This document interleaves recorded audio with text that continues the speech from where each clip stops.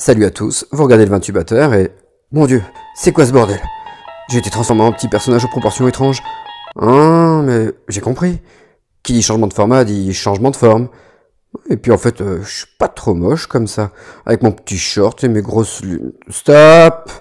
Bon, allez, on arrête de se jeter des fleurs et on envoie le générique s'il vous plaît.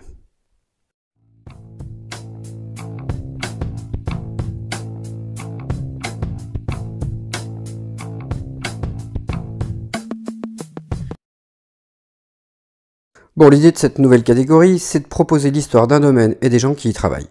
J'ai même donné un nom et créé un générique. Un vin, un destin? Un vin, un destin. Bon alors, n'ayez pas peur, ce sera fait à ma sauce, donc les rageux, calmez-vous. Et pour ce premier épisode, quoi de plus normal que de commencer avec un des vins les plus connus? L'histoire de Pétrus est assez récente quand on y regarde bien. Le nom qui revient le plus souvent pour la gestion du domaine, c'est la famille Loubat. Monsieur et Madame Loubat, c'est une famille de commerçants hôteliers de la Bastide de Libourne, ville à 20 km à l'ouest de Bordeaux. Malheureusement, aujourd'hui, il reste qu'une sandwicherie qui porte leur nom, en lieu et place de leur ancien hôtel. Une sandwicherie qui fait d'ailleurs de délicieux cheeseburgers et panini que je vous recommande. Alors sur le coup, Google n'a pas été mon ami, impossible de trouver des photos de nos chers amis. Du coup, je vous présente bien Monsieur Edmond Loubat et sa femme, Marie-Louise, que l'on présente souvent pour l'anecdote comme Edmonde. En effet, il semble qu'à l'époque, non seulement les femmes prenaient le nom du mari, mais aussi le prénom, du moins féminisé. Bon alors, Elysion fait quoi sur ce prestigieux château Pétrus?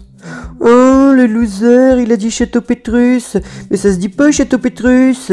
On dit Pétrus tout court. Eh, c'est vrai.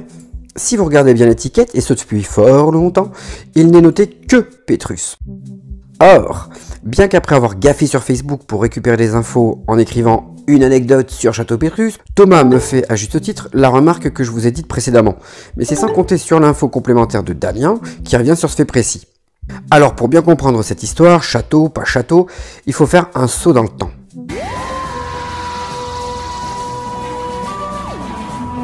Jusqu'au milieu des années 20, Pétrus n'était qu'une parcelle d'une autre propriété de Pomerol, vinifiée en tant que telle et détenue par une famille Arnaud depuis le XVIIIe siècle et qui s'appelle le Château Gazin. Le vin jouit déjà à l'époque d'une certaine réputation, mais nos amis les Loubat flairent le bon coup. En effet, la parcelle de Pétrus qui tire son nom du Saint-Pierre, celui que tu vois sur l'étiquette là, bénéficie d'un terroir privilégié, exposition, drainage. Ils souhaitent en faire un vin à part entière, celui que vous connaissez tous, le fameux Pétrus. Donc, la famille Arnaud, qui possédait sur Pomerol des chais permettant la vinification et l'élevage du vin sur place, pouvait justifier de la dénomination château. Mais les Loubat, lorsqu'ils prennent possession petit à petit dès 1925 des vignes, sont obligés de rapatrier la vendange sur les quais libournais pour faire la vinification et donc ne peuvent utiliser la mention. Mystère résolu. Tout ceci nous amène à la nouvelle ère de Pétrus, qui se confond avec l'activité d'un petit négociant sur les quais de Libourne, corrézien par nature et associé des Loubat, Jean-Pierre Moueix. À la fin des années 30, Jean-Pierre Moueix crée son activité de négoce et dispose des pleins pouvoirs pour la distribution de Pétrus. On va devoir passer malheureusement assez vite sur la période de l'occupation, parce que très peu d'informations circulent à ce sujet. Il est juste bon de noter que Vichy demandera la rédaction d'un classement des vins de Pomerol et que Pétrus se verra être le seul premier, ce qui permet une activité florissante, mais aujourd'hui ce classement n'a plus lieu et on comprend que la pastille est du mal à passer. Au sortir de la guerre, Edmond devient la seule et unique propriétaire de Pétrus, Edmond ne faisant plus partie de ce monde. En 1949, la gestion de la propriété est laissée à Lily Lacoste, la nièce Loubat. Bon ok, j'ai une photo Google mais pas d'époque. Voilà, vous êtes contents? Et en 1961, c'est Edmond qui trépasse, laissant Lily et un autre neveu, un fils Lignac, blague facile, patron de la boutique.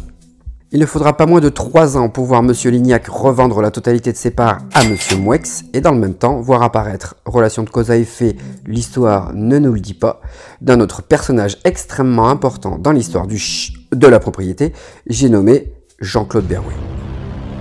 Ce petit-fils de négociant bordelais, œnologue à 20 ans, rompu à la technique après son passage à l'ITV, devient l'œnologue de Pétrus et va établir ce qu'aujourd'hui devient presque impensable de faire, une continuité dans le temps. Ouais, gros. Pendant 44 ans, il va élaborer tant bien que mal le style qui fera de Pétrus un vin inimitable. Moueix et Berrouet, un duo indéfectible, d'autant plus qu'après 1969, la propriété est entièrement rachetée par Jean-Pierre Moueix, qui saura passer avec brio les décennies compliquées comme 70 et 80, avant d'arriver à atteindre le sommet de la popularité dans les années 90, grâce aussi à un troisième homme, Robert Parker. Dès lors, la réputation de Pétrus ne cessera de croître, comme le prix des bouteilles. Pétrus fera parler de lui quant aux histoires d'usufruit, de succession que les histoires de famille et gros sous savent générer. Et il faudra attendre 2003 et la mort de Jean-Pierre Moueix, puis 2008 et l'arrivée du fiston Berrouet à la tête de l'équipe technique du domaine pour voir quelques clapotis sur le front de la mer calme qu'est Pétrus. Un dernier consensus auquel ils se sont permis de tordre le cou récemment ? On en parle. Non mais c'est quoi ce taudis ? Sans blague, il a fallu attendre 2014 pour voir la propriété enfin se mettre au travail pour poser un véritable écrin à un vin qui ne méritait que cela. C'est vrai quoi, imaginez-vous, vous faites des milliers de kilomètres pour venir faire un selfie devant ça. Ça donne quelques envies de meurtre, hein, j'avoue. Offrir des bâtiments à la hauteur du prestige que représente le vin était franchement nécessaire. Et c'est tout en sobriété et modernisme que le lieu séparé de bâtiments de vinification et d'élevage digne du nom de Pétrus. Voilà les amis, je crois que je vous ai à peu près tout dit sur Pétrus. Vous pouvez retrouver dans la description de la vidéo les liens qui m'ont permis de la réaliser. N'hésitez pas à mettre un petit pouce bleu, partager la vidéo et à la commenter si vous avez des anecdotes par exemple. On se retrouve très bientôt. D'ici là, portez-vous bien. Ciao.